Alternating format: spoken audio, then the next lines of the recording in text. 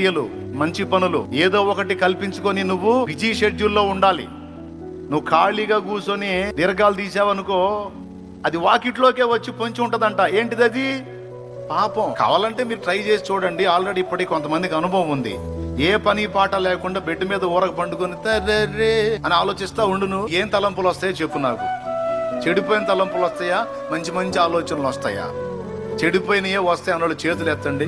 ఏ పని లేకుండా ఖాళీగా ఉండు నువ్వు, ఊరకుండు. ఏం ఆలోచనలు వస్తాయి? సత్క్రియ చేయని ఎడల వాకిట్లో పాములాగా పొంచి ఉంటదట పాపం. ఏమన్నా తెలుసా?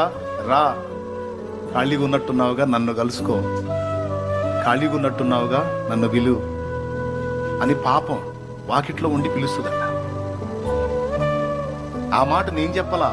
ఆదికాండం 4వ అధ్యాయం 7వ వచనంలో దేవుడే, సాక్షాత్తు దేవుడే చెప్పాడు.